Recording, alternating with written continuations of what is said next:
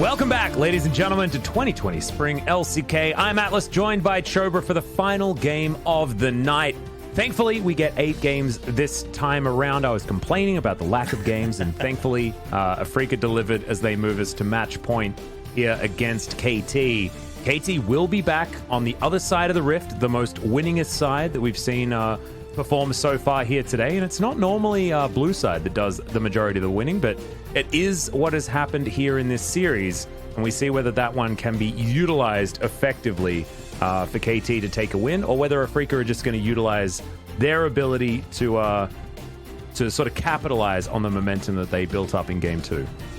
Yeah, I mean, definitely means a lot. Despite the game going a little slow with some indecision mid-game, they were able to close it out in some just sparkling fashion in favor of their team. And of course, Mystic and Fly both doing their duties as carries. So I would like to see, regardless of the result of the game, I would like to see Afreeca Freecs a little bit more confident as we look at the player of the game. Yep, Fly picks it up. I think I gave my my pod vote to Mystic, and then really wanted to swap it to Fly, like a minute afterwards. I was like, dang, what did I do? But thankfully, Fly picks it up anyway.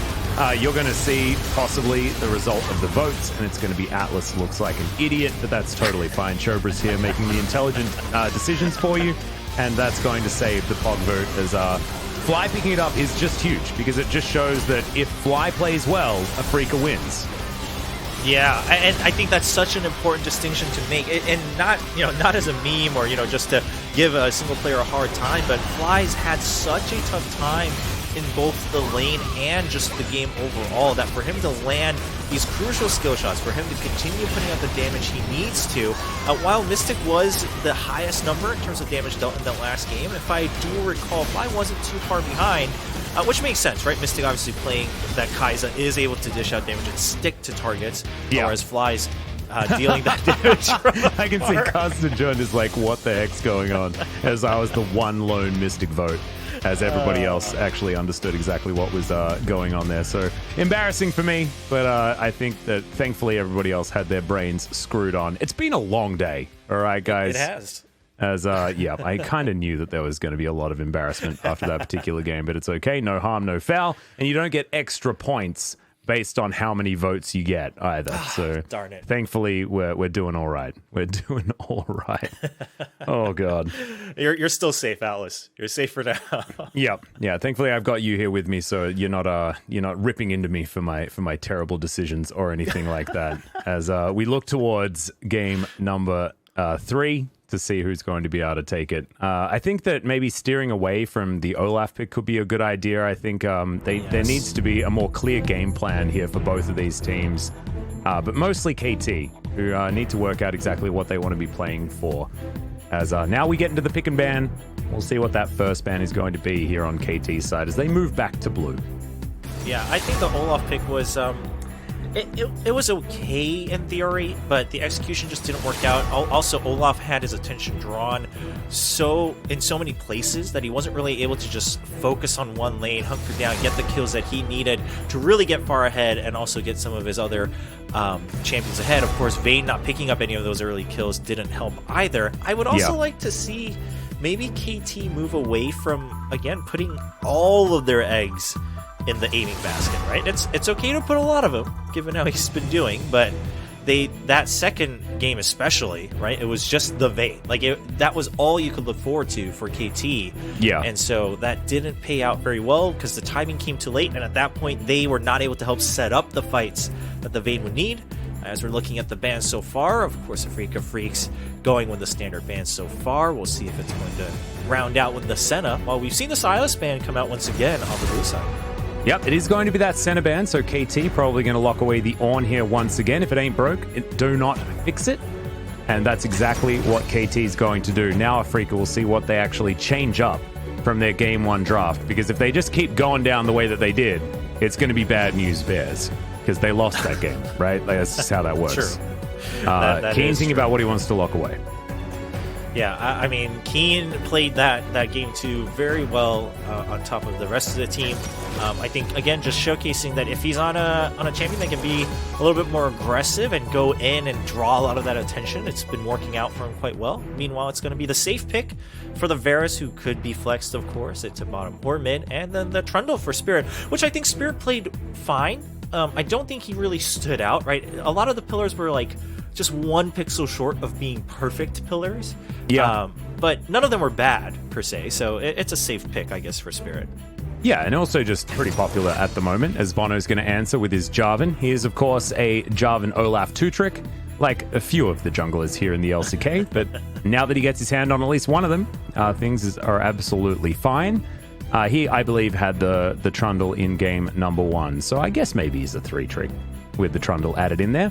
Kuro thinking about locking away the Ezreal for aiming yet again, unless he wants to secure the Galio for his team. But no, we're going for a bit of a change, as aiming's going to pick up the Misfortune this time around.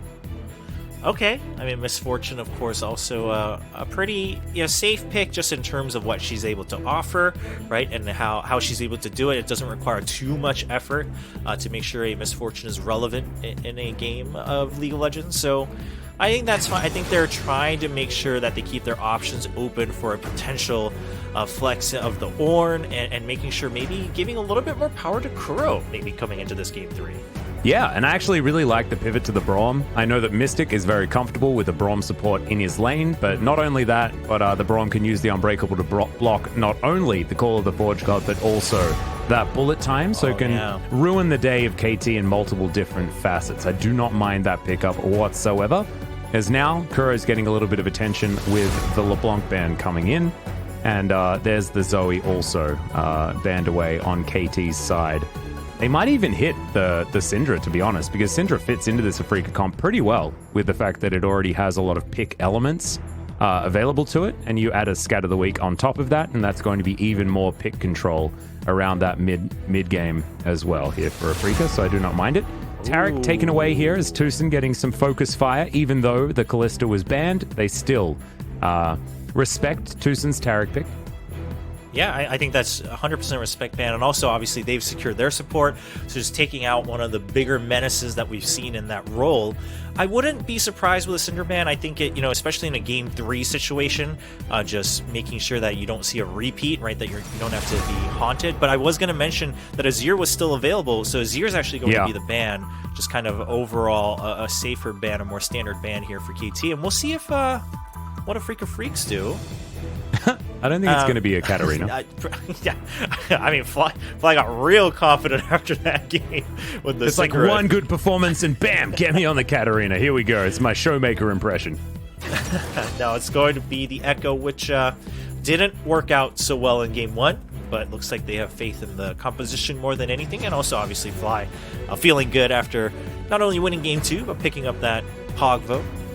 I actually don't mind Kuro just picking up the Galio again here, potentially, but Rumble does work out also, and he is going to lock that one away. A lot of extra zone control, and Rumble Jarvan is a combo that our LCK teams absolutely love, so understandable that he's going to go to that one, and then Nautilus will certainly be the cookie-cutter pick here for KT, and they have themselves a very stable draft that can flex into the late game and also skirmish early as well.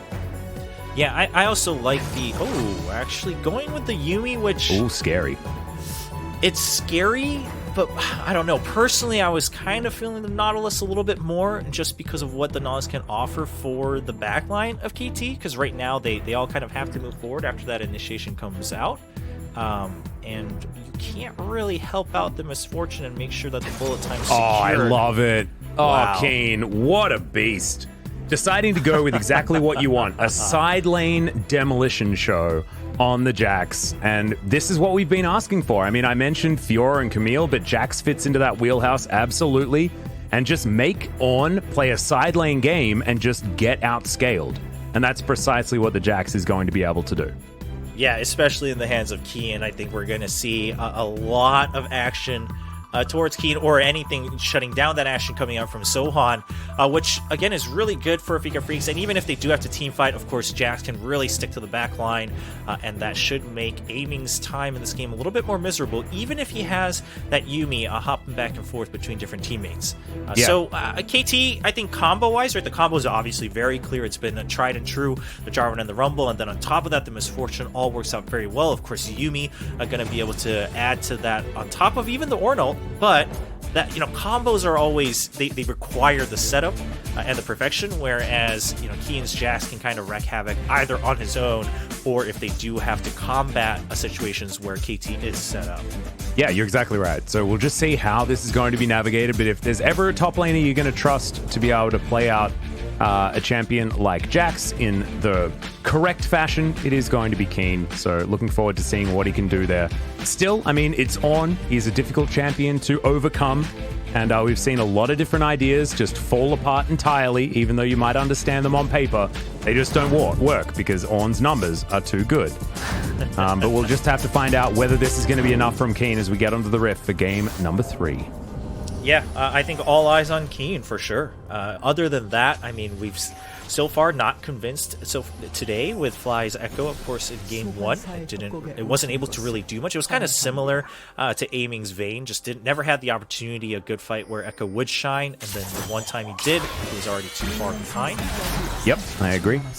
As Aiming not going to get hit by the hail of arrows, but still, he'll be all right. First blood as far as damage is concerned, going to Tucson, so that's good news.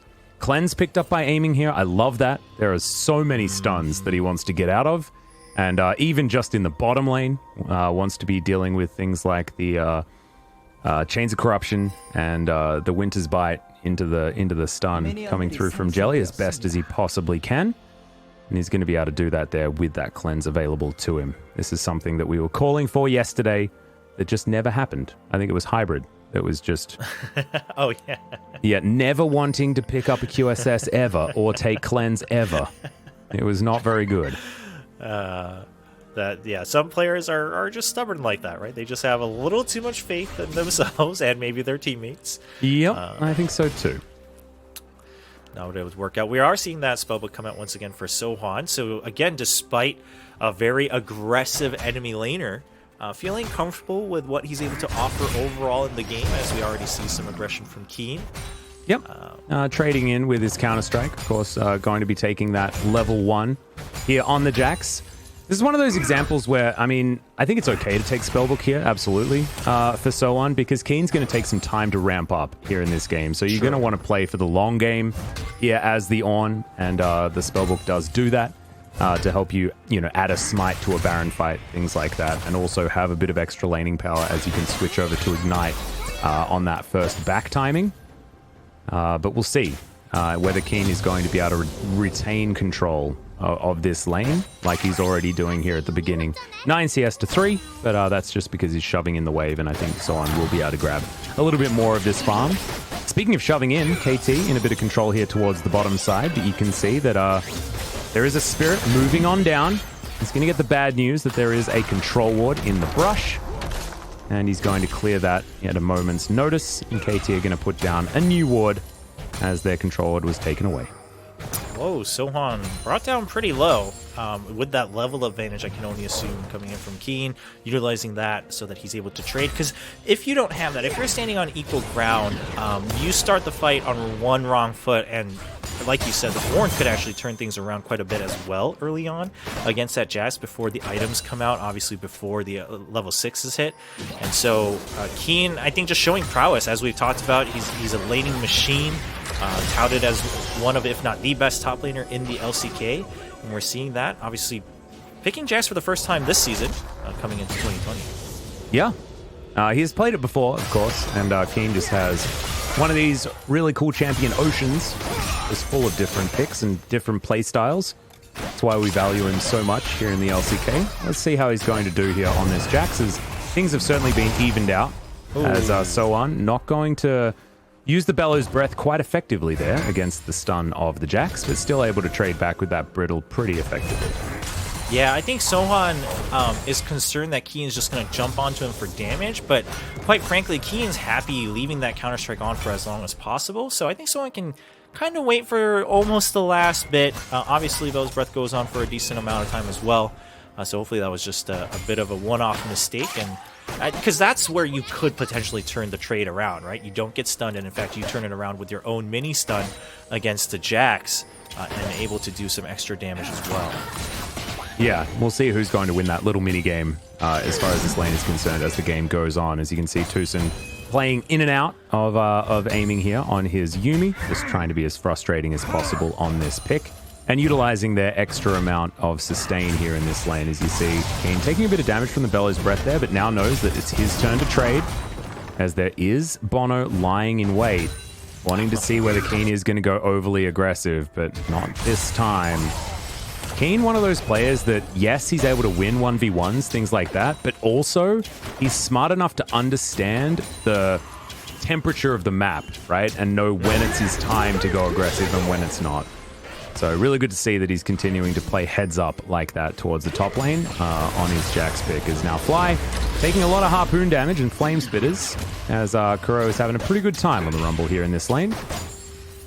Yeah, Fly not too happy with how things are going so far, but obviously early on Rumble definitely has a bit of an advantage in that lane, unless the Echo is looking for a bit of an all-in, which we're not going to see with that teleport to level 6. Yeah, phase dive coming on in there from Fly, but he's going to get knocked up as Bono is going to turn up. Spirit gets in here in the good timing as in goes Keen with the leap strike, but Bono's going to answer it with a flash and get himself out of the way, and maybe this is going to give Sohan an ability to really get back in as far as the top lane is concerned. You can see already evening things out as far as CS is concerned. And Keen not investing the flash or anything like that as far as that play was concerned, but still, as soon as you teleport away from your lane, you're giving up a lot. Yeah, that seemed very reactive from Afreeca Freecs. I don't think it was necessarily a calculated play where Fly was baiting in any type of fight. And so Keen reacting a bit late with the teleport, and they're not able to secure it. Spirit did put down a good pillar, but actually Spirit can be able to stop this dragon. Bono has the Yuumi with him. Not entirely sure, but Kuro is going to move on over and does get stopped by Flies. Aiming turns up eventually. You've got the bottom lane moving down now from Afreeca, but the Ocean Drake is secured, and now Fly in trouble. Ooh. Double up, not going to get any extra damage, but Afreeca will be backing away.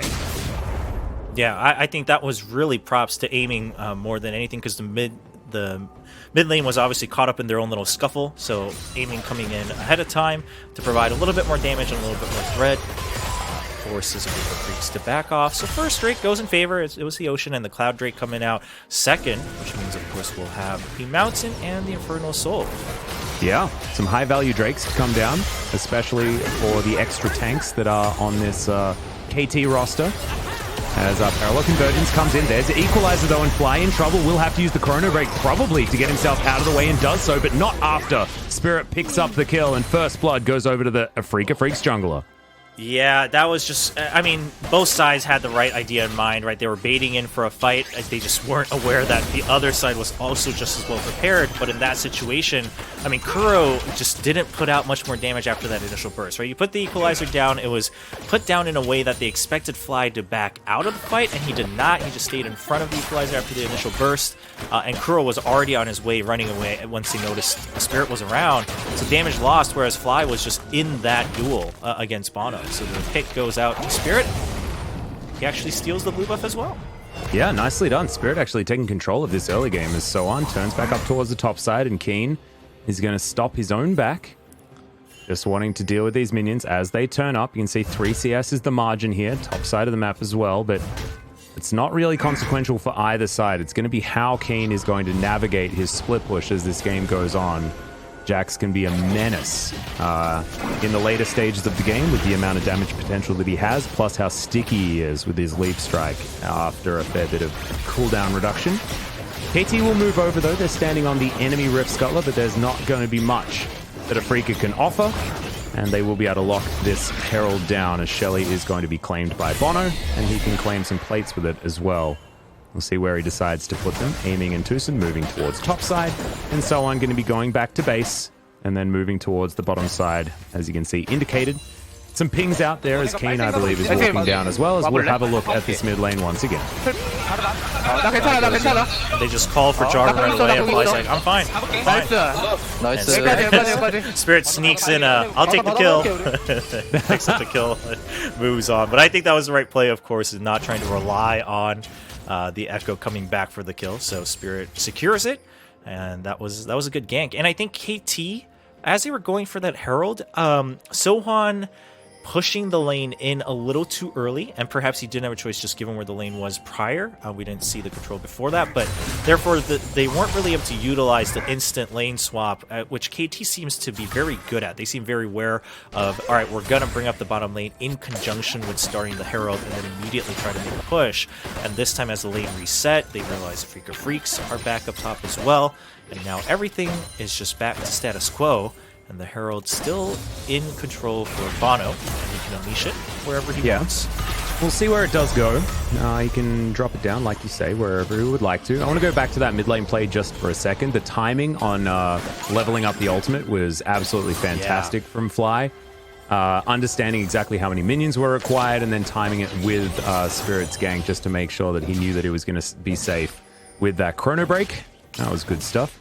I think that might have, I think that was when he dinged over to level 7, which is very confusing. He may have forgotten to level it up, as we've seen that before from some of our players. But still, no harm, no foul. Gonna be okay. As we have a look bottom side, aiming is doing pretty well. Having a look at the gold, he's completely even with that of Mystic. Even has about the same amount in his back pocket as well, as he couldn't be much closer than the 80 carries right now. And especially now that aiming has also hit level 7. And having a look in, so on, doing a great job top side of the map. 93 to 81 now as Keen's looking to pick up these minions underneath the turret, and Bono wants to say no to that one. Leap Strike now on cooldown as the Bellows Breath does a fair bit of damage and gets himself a turret plate there as well. I want to see this Rift Herald actually go down though. Yeah. So that they can use it proactively instead of throwing it away. Uh-oh. Well, good knock up there comes through from Bono onto Spirit. Fly now potentially in trouble as Sohan finds the Ornhorn, knocks up the Trundle. A parallel convergence just to zone them out of the way, and he's going to do that just fine. Ultimate used for basically nothing. Yeah, a little bit preemptive. I think they were hoping to be able to chase through. Just the damage just wasn't there, right? Kuro was a little bit further apart as well, trying to zone out Fly and vice versa. And so Bono, I mean, it looks like maybe he was trying to utilize that fast back just one more time before having to unleash the Rift Herald. Bullet time. For fun, I guess. Yeah, I was not quite sure. I assume just to try to shove the lane away, trying to get some Dragon Vision. Not going to happen. Of course, Jelly was pretty low as well, so I don't think they felt any threat of the Braum potentially jumping in with his ultimate. But alas, it wasn't really proving too effective. They'll still have control of the lane. I guess that's the advantage they have there. To push that out. Oh, actually, that sets them up for the Herald, though, and we see Bono making that movement to the bottom side of the map. Yeah, it's almost ran out, actually, but they are going to be able to put this one down and use it at exactly the right time as well, just to guarantee all of this money. Bono's going to stick around to join in on that one, as Shelly's going to put her head into the turret, and they're going to grab first turret gold, as well as all of those plates available as well here at 12.5 minutes. And you can see Mystic comes down, but he's going to take a bit of damage there from the Misfortune as Keen. Very low on health, actually, up here towards the top side. I wonder what happened. Yeah, I'd be a little afraid. I mean, this is what Orange is able to do, though, which sounds weird as a tank champion. And I know this has been just commented on by so many different people across different regions, but Ornn is able to really turn those fights around early on in the game. Later on, the damage may not be as dramatic, right, going out, but later on, he's also just so tanky that maybe over time it just evens out.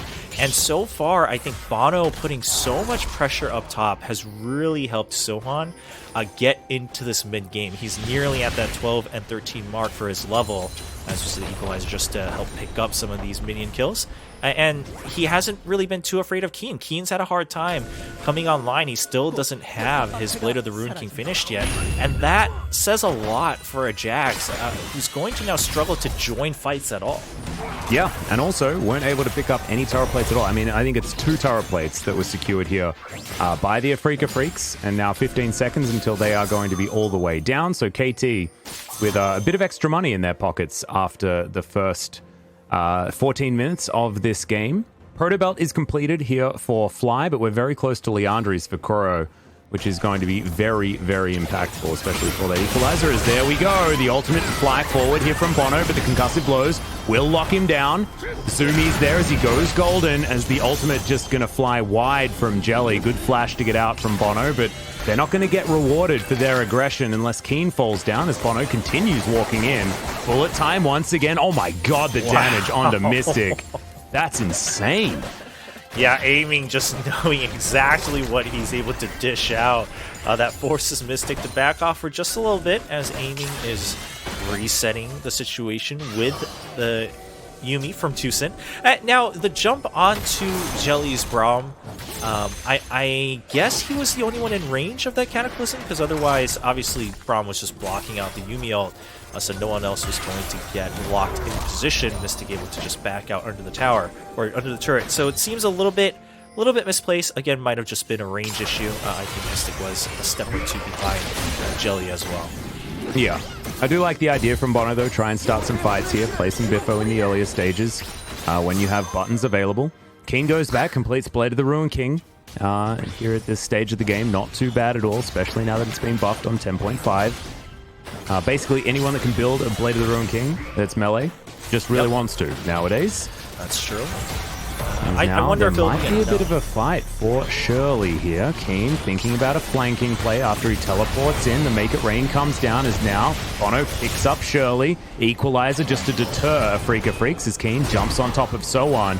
He's holding on to his counter-strike, waiting for the multi-man stun as the flash forward from Spirit gets the pillar in position, and the Braum is going to block the Ornhorn. The Orn is actually going to die immediately after that, and KT don't have the buttons that they're looking for. The bullet time only just coming back off cooldown now. Really good timing for the Afreeca Freecs fight, but they're only able to get one of these kills. Yeah, I mean, I think Afreeca Freecs either fully aware or just kind of testing to see if that bullet time was up. Obviously, it was not, and then they realize, okay, well, then this is our fight. Especially the equalizer also being used early, I think, was a telltale sign that KT was not looking to combat fair and square. So they pick up the Herald, but you see the equalizer's used to zone, and then KT have a bit of trouble making up their mind despite using a zoning ult to back out right away altogether. Spirit jumps forward with a nice pillar, and like he said, the Ornal also being blocked out. The stun coming in from Fly as well, finally showcasing some good movement and aggression on that Echo, which is good to see after what we saw in Game 1.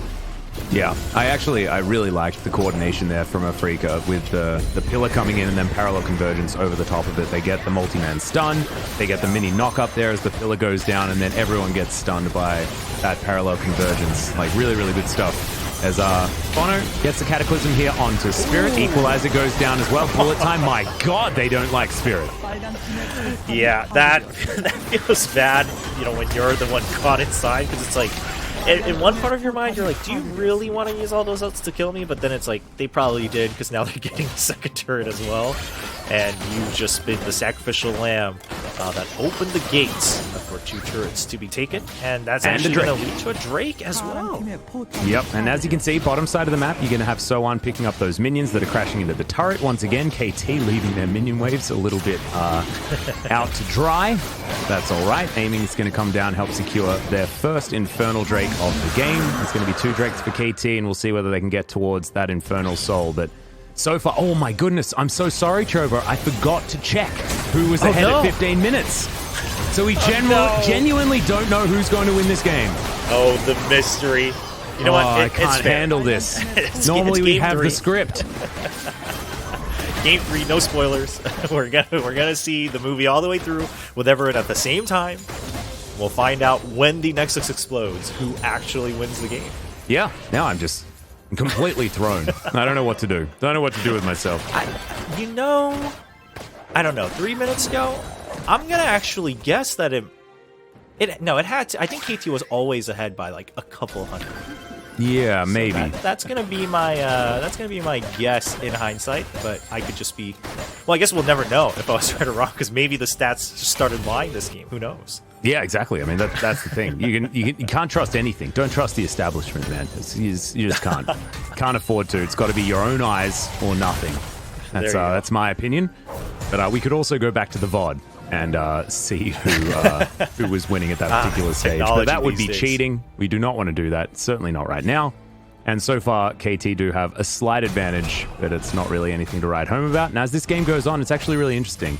Both of these team comps have different win conditions, so it's about who's going to be able to play out their game plan better as this game progresses. And that's going to be told to us by whether or not Keen can win the split push on his Jax, and whether he can... whether the rest of his team can actually stay safe during that time, as Bono is going to get stunned, but does flag and drag to get himself out. Good buffering of that ability to make sure he's not stunned for too long. He's now aiming by himself in the mid lane, but it looks like he's pretty comfortable building towards his Infinity Edge, just trying to get as much money as he can. Now Fly up here with Spirit, but Bono's going to turn up with Tucson, and they should be able to secure this outer turret. Afreeca just milling about, not really having an objective in mind, and KT taking whatever they want. Yeah, this has just been the KT show in terms of overall objectives. Obviously, they have the 2 Drakes. Now they can push down all the outer turrets. And they're playing that so well. And I was a little afraid that Bono might be getting a little overly aggressive, because you mentioned that it's going to come down to Keen and how much he can do, which I agree, because it seems like everyone else on both teams really are playing their part. Oh, aiming getting caught out. Yep, flashing actually, as Tucson not even wanting a part of that one as the Chains of Corruption fly in. I don't know what that was really for, because I don't think there was any way he was going to land that onto Tucson, but a celebratory R button as Aiming's flash is now on cooldown. Yeah, so with that flash down, obviously things are a little bit dicier for the Misfortune.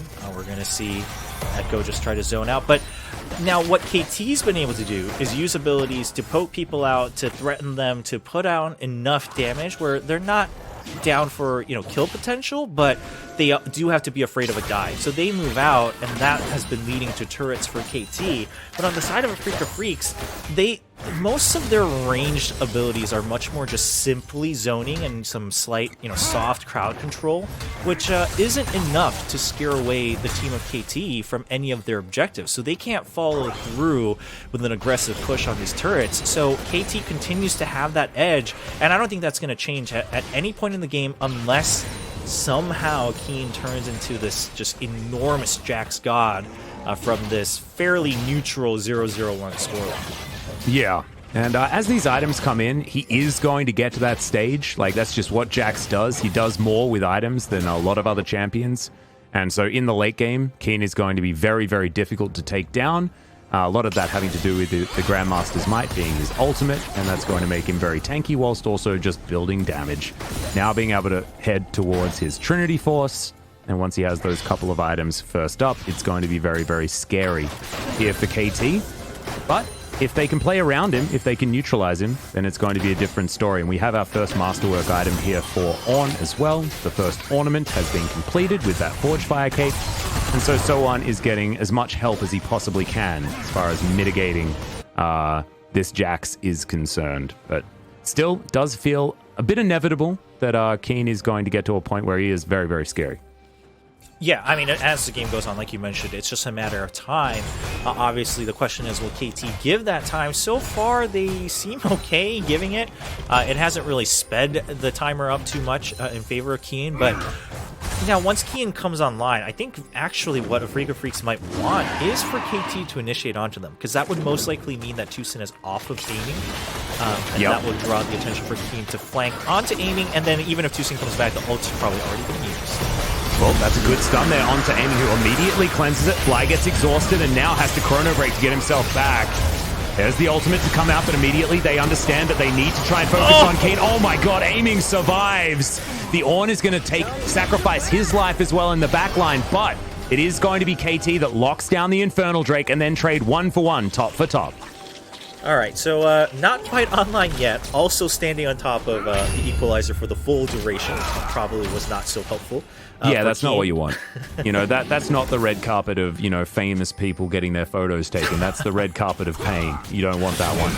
Yeah, that didn't work out so well, but that's the idea, though, that we were talking about. It just wasn't the best timing and the best placement. I mean, Keen really didn't have an option to step away from it. It was either step away and, get hit in the back of the head before you go down, or just try to get the kill, and he was close.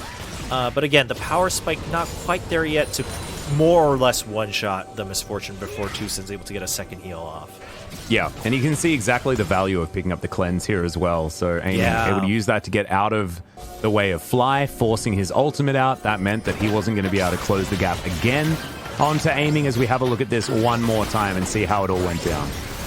Yeah, so Fly does get that good stun, but then cleanse comes out, the exhaust goes down, and Fly now just running for his life. And now Tusin actually saving his summoner heal right before the end of that fight, and then able to get that Zoomies off on top to get the double heal going for Aiming. Now, if only one of them were on cooldown, Jax gets that kill before he goes down. So he's close. He's close to that power spike they need. But so far, KT still able to play a little bit aggressive and not concerned too much about the Keen just yet. Yeah, and you have to remember as well that if Aiming isn't at full health, then he probably dies there, true. right? Like, Keen's not going to be able to grab that kill. He's very close to picking up that Trinity Force, unable to claim it after he died before, but maybe he'll be able to get it now on this back after clearing out a couple of minion waves. That is going to be a big power spike here as, yes, there it is. Trinity Force, Blade of the Ruined King, a very, very strong Jax now for the Afreeca Freecs. And at 25 minutes, 236 CS, not bad at all for the top laner. Both of our 80 carries, though, about 20 and 30 CS ahead of the clock. Just the agriculturalism from these 80 carries, just fantastic. True farm boys. Love it. You love to see it as a carry. And looking at the damage, of course, just the power of, I think, AoE ults coming through on the damage chart, right? The equalizer and the bullet time, of course, doing so much. And then if you look at the heal, the heals and the shields, it's really just to highlight what Yumi's been able to do, right? No one else is really able to do much on that front. But the heal plus shielding coming in for you. Yep, Keen, not able to actually get too much work done onto Soan there, but we'll be able to take down the turret. And this is precisely what Keen's job is. Can he be a nuisance and take turrets whilst Soan is there watching? That's going to be the way. And now that he has his Trinity Force, he's one step closer to doing exactly that. Yeah, I think, and Kian also forcing just, full armor items onto Sohan, just so he can stay alive when he has to combat that split push, I think says a lot. I don't think that's going to really open anything up for Fly to assassinate an Ornn or anything like that, but it does speak a lot about the itemization choices and the order that Sohan's had to pick, just to stand his ground if Jax is pushing. Yeah, not to mention the fact that Jax does a lot of mixed damage, so I actually hate the fact that he picked up the Iceborne Gauntlet. I would have loved to have seen the Abyssal Mask, just because it does upgrade so much better than the Iceborne Gauntlet, but that's alright. Frozen Fist is a cool item. Now that you mention it, because I was already hesitant on the upgrade of the Frozen Fist, but now that you reminded me, yeah, that does seem like a actually pretty terrible choice. Yeah, it's unfortunate. And Ninja Tabi was actually picked up by Keen. I don't mind that. You'd think that against Soan's Ornn with so much CC, you'd want to go for something like Merc Treads, but it's mostly knockups. You're not going to mitigate that with tenacity. And so you may as well just have the Ninja Tabi to try and assassinate Aiming a little bit more effectively, as he's made it in for a fantastic flank. But Aiming does have the cleanse once again. Equalizer goes down, and Keen has to leap strike his way out. But the Ornhorn's going to be there to try and keep them in position. Good avoidance by both Fly and Spirit, as Bono dives on forward. Massive knockups there as the Chains of Corruption do land. But there's the Cataclysm onto 4 members. Bono is going to go down, but the bullet time over 3 is huge. And now Aiming kiting out Fly. And Keen also struggling. Soan goes golden, and it's a double kill for the Misfortune. Aiming is on point here today. Maybe not in game number 2, but here in game number 3 where it counts. He's certainly getting the work done as Blast Cone, able to be utilized in the end as Fly. Gonna get slowed down by the Make It Rain. Time Winder avoided there by Aiming, but he's running so damn fast. He has a parallel convergence, but he's still going to be able to pick up that kill. An unofficial triple as the Infernal Drake is live, and that is Infernal Soul going over to KT after that one team fight. Yeah, I mean, Fly did everything in his power to try to stay alive, but Keen was a bit too far ahead of the rest of the team, right? It was really just Fly and Keen, and so if you don't get the perfect jump onto aiming at that point, you're really left out on an island on your own as that Jax. We watch here again. The coordination between Fly and Keen was good. The rest of the team, not so much, especially Spirit falling so far behind, the Braum not able to catch up. And like you mentioned, Atlas, that Cleanse coming in once again, aiming actually safe behind the wall. And now they're able to try to chase through. The Orno doesn't hit, but it does split the team. So Afreeca Freecs now caught out once again. Bono correctly identifies that, jumps onto Spirit, and we actually see the stopwatch coming out for aiming to avoid getting shut down after that chain of corruption. Without that stopwatch, that's actually a good turnaround from the Freaks. But again, Keen just wasn't able to do anything, so he has to just start beating down on the Ornn, who has so much defense built up, on top of his own stopwatch as well. And then aiming is able to clean up the fight, and of course, Fly going on a merry-go-round around his own jungle, not able to survive. Definitely play that, I would say, to his best ability. It was just, you're up against a Yuumi and a Misfortune. Yeah, and thankfully for aiming, he was able to get the auto attack off before the stun actually registered from Fly, because with the parallel convergence sitting there, you'd expect that after he pops out from stasis, you'd immediately proc that stun before the auto attack was potentially possible, and maybe that goose chase is going to continue. But unfortunately for him, not going to be the case, and the auto went into the air before the stun registered. 1,000 gold is approximately the lead here for KT, but you're having a look at those Drakes and you're wondering whether there's any chance for KT right now. Oh, sorry, for Afreeca right now. It's getting late, guys. I apologize. The Inferno Soul, of course, locked in for KT with the 3 Inferno Drakes as well. And, you know, just a cheeky little first Ocean Drake to boot. The stat line there for themselves, and aiming's feeling really good about the Drakes they've picked up. I mean, this is so solid for what the Misfortune wants. I mean, just all that extra damage, and then you have the Soul to boot. And they're already a very AoE-focused, you know, group everyone up on the side of the Afreeca Freecs, funnel them in. Now you have the Soul. Now you have the combos coming in from Rumble and Misfortune.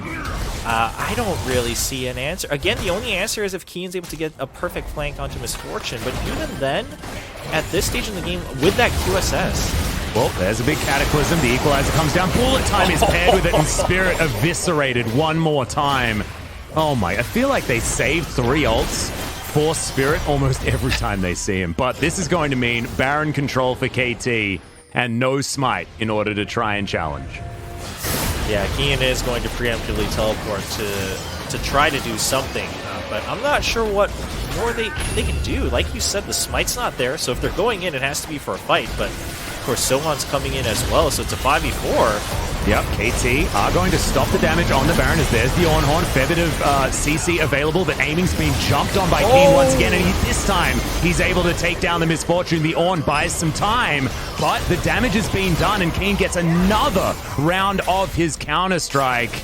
Now KT, it's a 3 versus 3 as Jelly is very, very low. There's the Equalizer. Jelly gets the big shield, but it's not going to be enough to mitigate that damage as now Mystic gets exhausted. Kuro, he's super important in this fight as Spirit finally making his way back in. But the Baron is going to be stopped, and now maybe it's going to be Afreeca's turn to start it up. Yeah, I mean, the most important thing is they stopped the Baron. They're going to see the teleport coming in for Afreeca Freecs, and as we see them trying to burst this down, aiming not able to survive that fight, didn't use the QSS, didn't really have a need for it. At that point, it was really just the damage. We're going to see Kuro try to contest this a little bit. Yeah, the last chapter is actually available here, and it's going to be utilized now by Tucson. There's a lot of damage. Kuro not going to be able to find it as Spirit down very, very low, but he is going to survive, and the Baron is consumed. King's Tribute gives him a whole bunch of his health back, and unfortunately, Kuro and Tucson threw their lives away.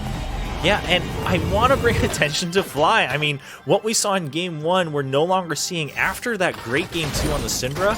He's playing this Echo so well and just kind of knowing his limits going in and then backing out. We saw that when they were trying to chase through his jungle as well. So let's watch this fight again.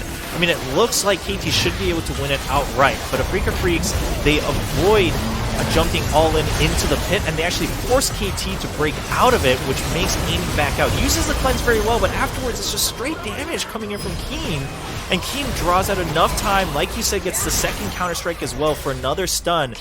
And just watch Fly and Mystic here. Jelly goes in a little too far ahead, of course, but they dodge out of the equalizer, and they determine that they're going in for another kill. As Mystic gets exhausted, Fly jumps in, and then makes a correct call to back out once again, keeping himself alive and Mystic as they go for this Baron. And Kuro, I mean, he tried with the combination from Yumi, but of course Equalizer had already been used. They're unfortunately not able to burst down Spirit. I think that was the goal, to try to burst him down and maybe go for a steal, but it's going to go in favor of Afreeca Freecs. Yeah, I'm not entirely sure what that flash forward was from Kuro as well. It meant that his Flame Spitter didn't do damage to the two other people that were there. And I feel like a lot of these KT players are getting a little bit blindsided by Spirit. Oh, pardon me. But there is going to be an ultimate flying forward here as the Ornhorn is blown. Mystic does have a lot of shielding, a lot of heals there as well, as the Orn is going to be the first to go down, aiming, trying to chase after the Afreeca Freecs, but slowed down by that Glacial Fission. Not enough, because my god, he moves so damn fast. His boots were indeed made for walking. Choba? Or made for running, sprinting. Maybe, I'm not entirely sure what Misfortune does, but she goes real fast. Strutting across. Yeah, I think strutting is probably it. I mean, we've seen this Misfortune pick just combined with different combinations of speed buffs to mitigate the fact that they don't have any other mobility other than just pure movement speed. And again, that we're seeing if the Jax isn't able to shut down aiming, things are not looking so good for Afreeca Freecs. I mean, they lost, KT lost so on, but they were still able to chase through, do so much damage prior to try to clean up a kill. So the Afreeca Freecs really need to make sure that they have flanks ready to go, which means they need to win this Vision fight and also not get caught out, as Fly almost did just now in their own jungle. Yep, Soan has respawned, is making his way towards this Elder Drake. It hasn't been started yet, but you can see that KT do want it. If it's going to be available, Soan picks up the minion wave towards the bot side, is aiming up front, and you can see Keen not actually wanting to take that fight, as Mystic was a little bit too far away. Parallel Convergence, not going to be able to find any stuns, as aiming gets underneath his own turret. It is still a very dicey scenario, as Afreeca still have some power here, but they weren't able to utilize the Baron at all. I mean, the outer turret mid lane is still standing, as the Baron's going to be up again in 2.5 minutes. Yeah, so a bit wasted. I mean, quite frankly, right, they were kind of forced to take it away from KT in some sense, but it does show that KT is still obviously the dominant team in terms of what they've been able to accomplish in those team fights, especially with that soul. But this Elder Dragon, if it goes to KT, these team fights are suddenly going to end so early, just with what damage we've seen coming in from the bullet time alone against the members of Afreeca Freecs. Now, the Freaks need one of their abilities, whether it's the Convergence coming out from Echo, whether it's the Pillar coming out from Trundle, to split the team of KT so that Keen can go in alone onto aiming. But right now, Kuro looking out for that flank. Yeah, misses everything, but still is going to spot Keen out on his way back in. The Elder Drake is going to be picked up by the Afreeca Freecs, but it looks like KT didn't want to actually go for this one. We're just in the true River Ram scenario. He's aiming, clearing out vision where he can find it. Feels like a bit of a stalemate here, as you can see KT losing minion waves on the top side of the map as well. Fly back into the mid lane, doesn't have teleport, but he's pretty swift on this Echo. And the Elder Drake going to go back to sleep. Didn't like getting smacked around there for a little bit, but is now able to get back up to full health. He'll be fine. As the Zhonya's Paradox completed here for Kuro. Fly in trouble. Not going to get stunned, though. Oh, man, that was close. But the final chapter is not actually going to be the last one. I think there's a next book coming after that. Yeah, that was very close. Had Fly gotten caught out there, I think that would have meant the Elder Drake for KT. But really, at the end of the day, it's KT's choice on how they want to dictate this Drake. Because I think Afreeca Freecs are more concerned about making sure KT doesn't get it in the current state of the game. And so KT, they have to try to get a pick prior. Keen is poised for a flank a little bit far away. Yeah, he's walking over a control ward as well, so KT know exactly where he's coming from. Plus, he's been trying to do this the entire game. So it wouldn't be too much of a surprise if they do see a Jax coming in from behind. But he's going to start the Elder Drake by himself, and Spirit now down very, very low. Good Unbreakable there from Jelly just to deny the call of the Forge God. You can see Keen is going to back away from the Elder Drake. I think soloing it as a 1, 3, and 2 Jax at 38 minutes, despite the fact that he does have some items, is not going to be something that is going to be a very swift action. Yeah, but not a lot of vision on that area. The starting part was a little weird, because even if he gets it, it was going to take a little while. And we're still going to see him start it for now. I think just waiting for his team to catch up, but there is a ward in this pit, and I don't think they saw it.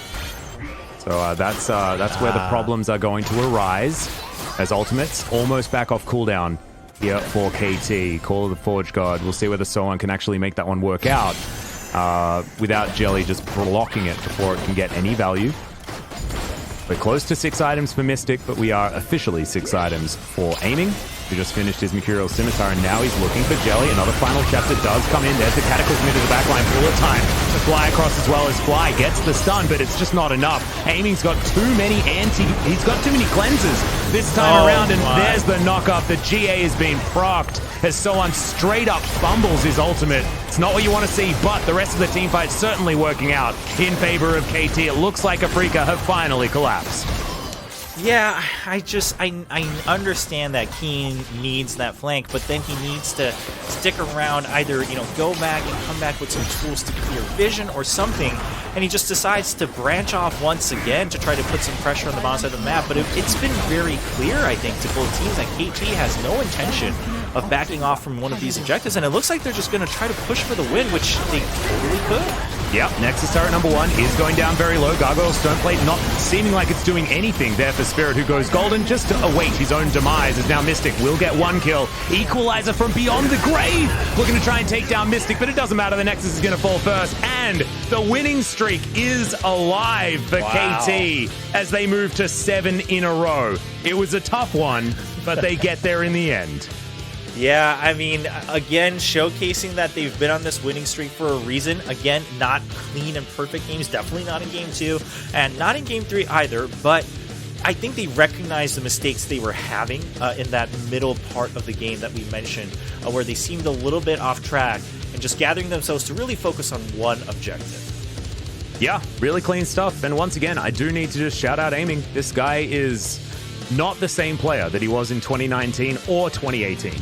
He's just looking so much better. Like, this is the guy that was benched for Kramer, and Kramer is sort of a veteran of the scene, of course. You might remember him, Chobra, but Kramer went over to the LPL. He's actually performing very well at this stage, but that was on an Afreeca Freecs that was struggling, and it was showing that Aiming and Kramer were both sort of 80 carries that were a tier below the top of the LCK. Aiming is really making a name for himself here in the 2020 season. It's fantastic to see. Yeah, and watch this. Just doesn't get scared of Fly jumping in with the stun either, because he has the cleanse, he has the QSS, he's got the heal from Yuumi, he's got the zoomies from Yuumi, and able to QSS the Jax stun, puts the exhaust down on Jax. I mean, Aiming had so much survivability ready to go, both on himself and his team, that it just didn't matter. I mean, I've never seen Misfortunes just be so confident in full channeling their bullet time, even though an assassin is literally on top of them.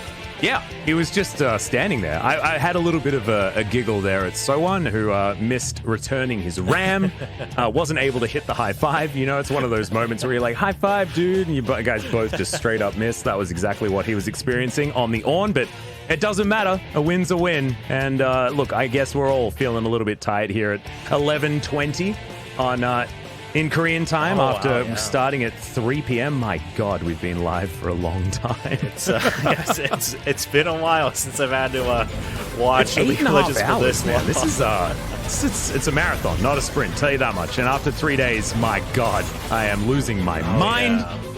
Yeah. But we made it through, and it's been fantastic having you, having Wadid as well. This has been a really fun week. I do love casting with LS, but sometimes a bit of variety is always a good thing. As we have a look at some of these highlights here. The equalizer that Keen was stepping on, he was posing for the camera. That's not what you really want to be doing when you're burning to death at the same time. Yeah, again, KT, not the most perfect game, but they're able to make sure that they keep their objectives alive, which was Aiming at the end of the day. And Keen continuing to not be able to really do much. Kuro, of course, standing up front, and actually continues to zone out. Mystic eventually will go down and pay for that, but that's given Aiming so much time to clear out the front line of Afreeca Freecs. So I think KT. Now, my only concern is this seems to be their only mode, is all in on aiming. So far, it's worked out. We'll see if anyone's able to crack that system against them, but aiming is relentless in all of his pursuits. Yeah, and we've seen a lot of teams actually just be straight up built around 80 carries, right? I mean, you look at RNG over in the LPL, like playing around Uzi for so many years, things like that. Like, it does work out. As well as, you know, Jin Air, when they were able to win some of the games, it was all about Teddy. Not so much the same case for Teddy on T1 because there's that Faker guy being pretty good in the mid lane, but a lot of their games recently have been about Teddy. I think 80 carry really is coming into their own as just a role in general as far as where the spotlight is in League of Legends at the moment. And thankfully for KT, aiming is rising to the occasion right when it matters most. It's really, really good to see. This wasn't so much when it comes to Tucson and Kuro, both of them old teammates and probably having some playful banter after that particular moment. Yeah, I'm very sure of that. Again, it wasn't the best of games for KT, but I think aiming had his eye on the prize. And again, from the side of Afreeca Freecs, I think if you're taking a silver lining out of this, it's that I think Fly has showcased a much better. We're going to see that horn ult again. That's the only thing I'm going to see now if I ever see this. I know, right? The Ram just running right past Orn. But I think Fly's been showcasing a little bit of a up and up on his side. Kuro did so much damage. My God. Yeah. Still staying ahead of that aiming who was just chasing down kills. But I'll be honest, I was a little disappointed with Keen today. Just overall in all the games. Didn't really have the standout performance that I think a lot of people come to expect from him at this point. And as someone who has, you know, the team's official PC cafe named after him, I think he has to do a little bit more. Yeah, exactly. I think I agree with you. He wasn't really given much of an opportunity to play the game that he wanted to this time around, but I think you're right. I think that we need to expect a bit more as aiming is going to pick up a pretty understandable player of the game right here. 8, 1, and 4. 32% of his team's damage this time around, and a great performance on this Misfortune. Misfortune in Yuumi might be a new thing with how much movement speed you can build up on this one. We saw it earlier on today as well, working out very similarly. And aiming, surviving in this moment was pretty outstanding, but I think a lot of that credit needs to go over to Tucson by pressing his heal button and his zoomies button. As most of the other fights were all about aiming just being good.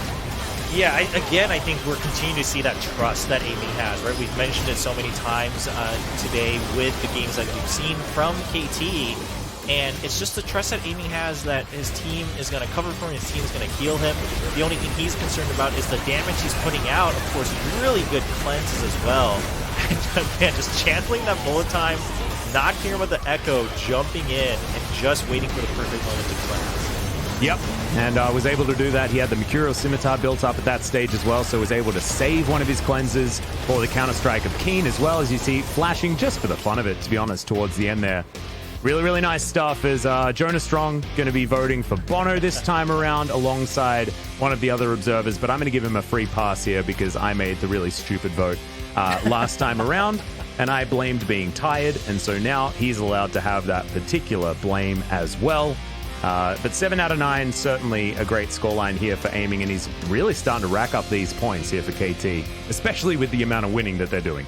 Of course. I mean, I think that's the key point, is that they're winning, they're putting the focus on aiming, and he's able to really prove what he's capable of as a highlight player for the team.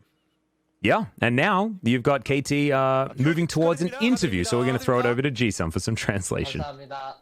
Thank you very much, guys. This is Jason with the Universe Translation, and another solo AD carry POG coming out of LCK. Aiming with that cool wireless headset or earphone that looks cool. Oh yeah, this one is from my team. Thank you. 빠르다. 빠르다. 그렇죠. 네, 가장 멋지게 선수를 만들어주셨습니까? 일단 오늘 진짜 좋은 모습 보여주셨던데 소감 말씀 First of all, congratulations on the win. 일단 제가 전 팀 상대로 이겨서 Well, I'm just extra happy that I kind of took down my former team, Afreeca. 네, 신경전들 뭐 이런 것도 좀 재밌기는 하고 일단 3세트가 워낙 이제 장기전 I mean, 끝에 game 3 was so extended. 남다를 것 같은데 So that was a game. 내부에서 어째 So how did the players kind of focus on that game? What did the players think of that game? 솔직히 뱀픽이 됐을 때부터 Well, 이겼다고 right 확신을 after the 하고 draft, we were 게임 quite sure that we got the win, 살짝 but 막혔지만 이제 in 후반 game, 가면은 we weren't really 제가 having 이제 a very 캐리해준다고 easy way. 후반 가면 However, 이긴다 많이 I told my 네. teammates that if we go to the late game, I will carry the team. 그 저희가 계속해서 저희 그 중계할 때 그 3세트 같은 경우에는 So 저희의 in game number 관점 3, 하나였습니다. KT가 이거를 하면 이긴다. we were keep KT가 이걸 saying this 못하면 over and 진다. over. 그게 뭐였을까요? Can you guess it? 자르반? 자르반? 자르반이 J4 걸고 maybe? 그 다음에 누가 No, we were like J4 engages and who survives, then 이제 제가 KT will get a win. 이기고 죽으면 Oh yeah, so if I don't die, we will win. If I 감사합니다. die, KT will lose, right? Yeah, that was the keyword of game number 3. But let's rewind back to game 1. 상대편이랑 Do you know the goal 상대 difference 그- between you and 한 Mystic? 조민 형이 한 중간에 한 4, In the middle 5천 of the 전 차이 game, 날것 같다 Tusin told me 했는데 네. 이제 it's 게임 gonna 끝나고 be like 보니까 4 and 정말 5K. 차이 났다. But in the end of the 7천 game, 차이 yeah, it 났어요. was 네. quite big. 되게 많이 났다. Yeah, 네. that was 7K to be 본인이 exact. 이즈리얼만 잡으면 지금 뭐 날아다니고 있는데 Aiming, you are popping off 본인보다 on the Ezreal 이즈리얼 pick 잘하는 throughout 사람이 the 있는 것 같아요, split. LCK에서. Does any other AD carry player better at Ezreal than you? 진짜 지표가 워낙 뚜렷하니까. You have a very outstanding 솔직히 stats. 이제 원딜은 자신감이기도 하고 Well, 그냥 I mean, 다 Bot 하지 lane 않나. is all about confidence, 다른 so I 챔피언도 think 잘- all the 아마 other 제일 잘하지 players are good. 한술 더? 이즈만 잘하는 게 아니라 다른 것도. 네. But, 그러면 I mean, 선수 including Ezreal, I think I am the best player in any AD carry champions. 원대순위 네. 아니냐. And also, a lot of people are actually saying that in the current LCK standings, it's actually reflecting the AD carry standings. Do you agree with that? 중요하다는 건 동의하시나요? I mean, do you agree that AD carry is so 이제 important right now? 중요하긴 한데 제가 I mean, 항상 이제 팀 Bot 순위는 lane is 정글 really 순위라고 important, but I 생각했거든요. always thought that actually the team ladder is all about the jungler ranking. 아니다. 근데 오늘 어쨌든 The better jungle wins, I guess. 해줬잖아요. However, 네. 좀 해준다면. I mean, AD carries are performing so well. 그럼 연승을 했으면 그것도 정글이 잘해서 연승한 거 아니에요? And also, you guys are on a winning streak. Then does that mean that Bono is doing a great work? Who's the MVP? of 오늘은 KT Rolster 당연히 제가 today. 잘하지 않았나. Definitely today it's me. 자신감이다. 네, 그렇습니다.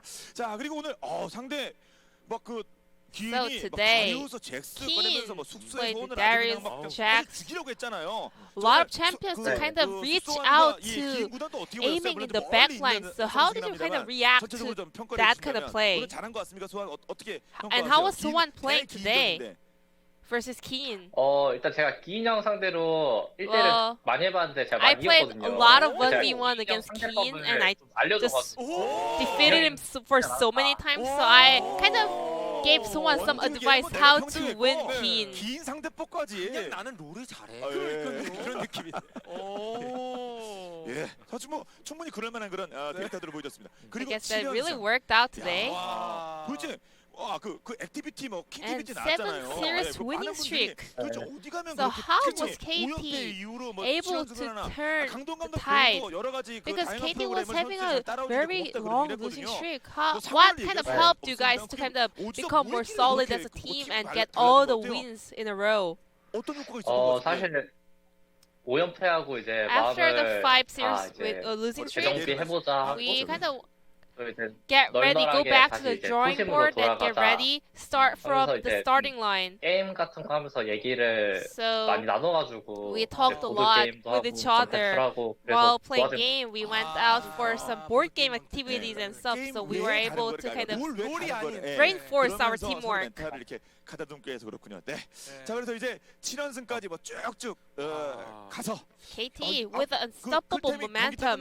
뭐라고 했는지 알아요? Cloud Templar actually 젠지 나와요. commented 젠지 that 나오랍니다. come at me, 예, Genji. 젠지 You 보여요 know, 지금? 젠지는 좌우 위에 젠지 do you 보입니까? think you can take down Genji? 젠지 보여요? Put up a good fight? 진짜 잘 보이죠?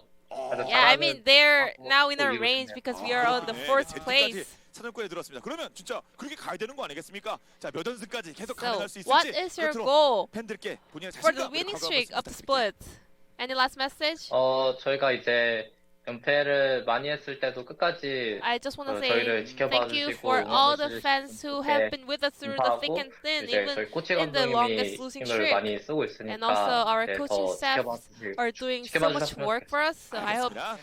all the fans can stay with us and keep supporting us. 그리고 그 중심에 원딜의 탑이라고 본인 스스로 자신감 갖고 있는 So, 에이밍이 그 this 중심에 will be the 서게 end 될 of the 기원합니다. interview 다시 한번 with 승리 the best AD 축하드립니다. carry 감사합니다. named by himself, 감사합니다. aiming from KT Rolster, and I'm gonna pass it back to our casters. Thank you so much, Jisun, as always, for the interview translation there with aiming. The blonde hair, just following in Mystic's footsteps, it appears. He had the blue hair beforehand, went to the gray, now is blonde. I don't know whether this is a trend that just Korean people are doing at the moment or something. Like, what color is your hair at the moment, Chobra? Is it still black?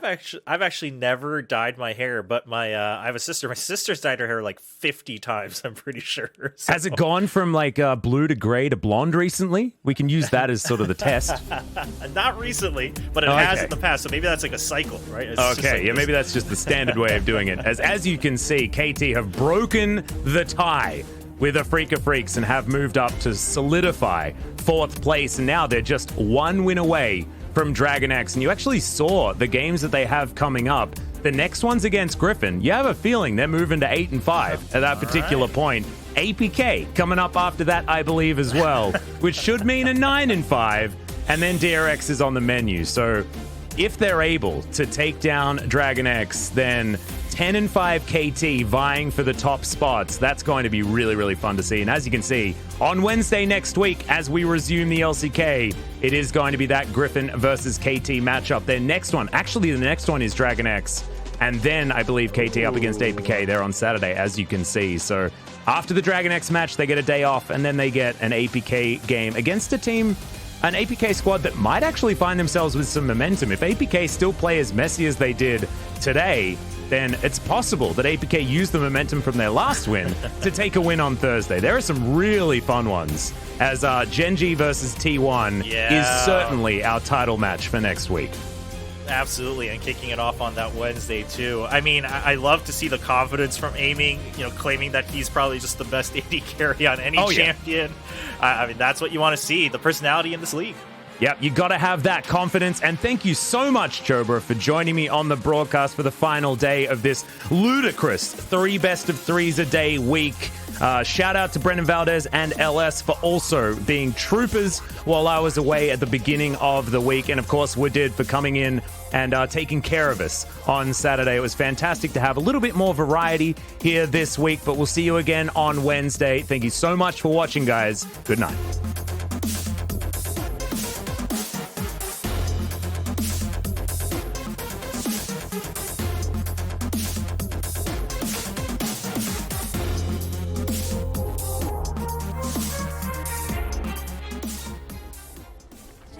And I am ready to take it on. Told me to be myself and never feel alone. You're all that I want, all that I need. If I was ever in the dark, I'd see